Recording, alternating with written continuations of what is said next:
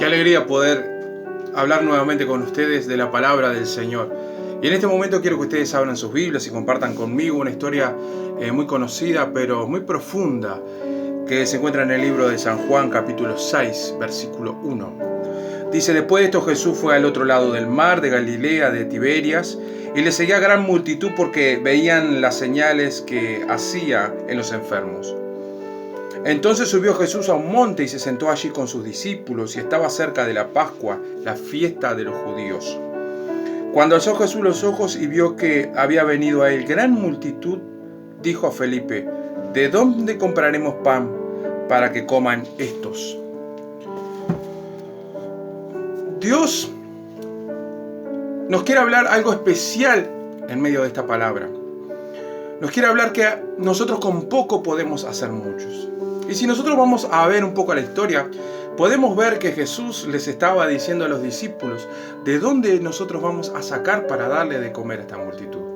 Ciertamente que Jesús podría en el momento exacto, en fracciones de segundo, haber llenado ese lugar o ese campamento donde estaban todas estas personas reunidas, de comida, de peces, de pan.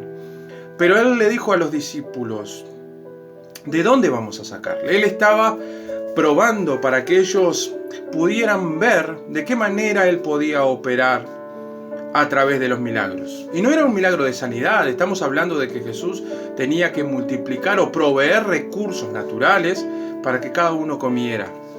Y la palabra de Dios nos dice que estos hombres empezaron a buscar en medio de la multitud y había solo un muchacho con 2 peces y 5 panes.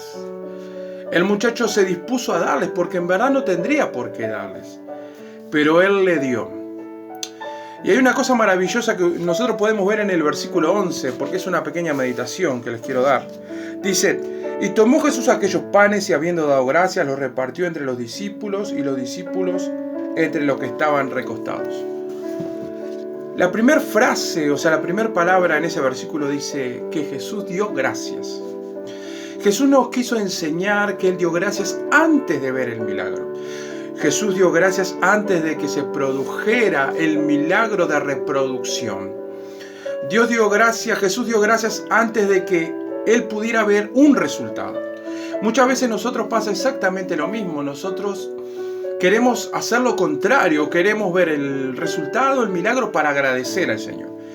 Y en el versículo 11 nos está mostrando que nosotros tenemos que ser gratos a Dios por aquello que no vemos, por aquello que está por venir, pero que tenemos seguridad de que si es Jesús el que está en medio de la situación, va a haber una victoria, va a haber un desenlace bendecido y glorioso para ti y para mí. Pero nos olvidamos de agradecer. Queremos con expectativa esperar a ver lo que Dios hace para decir: bueno, ahora yo puedo caminar.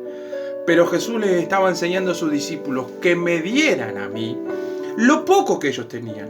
Este muchachito bien podía haber dicho: no, yo no te voy a dar panes ni los peces porque mi madre los puso en mi mochila o en mi bolsa y es para que yo coma. Porque creo entender que Jesús hablaba y predicaba y la gente pasaba todo el día y entonces se llevaba la comida. Pero en este caso este muchacho tenía la comida guardada para las horas que estaba escuchando a Jesús. Pero él no se negó a dar la comida, porque es difícil decir: bueno, voy a dar lo único que tengo para alimentar a todos, porque eso quiere decir que tú te vas a quedar sin la comida, o vas a comer mucho menos de lo que tú pensabas. Pero él confió en Jesús, porque él ya había escuchado de los milagros que Jesús hacía.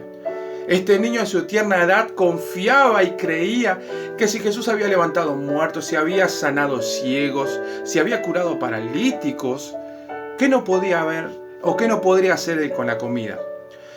Y fue efectivo lo que él hizo, entregarle lo poco que él tenía para Jesús. Y Jesús en eso se basó para poder multiplicar. Dios necesita que tú le des lo mínimo, lo que a ti te parece insignificante, Él lo quiere de tu vida.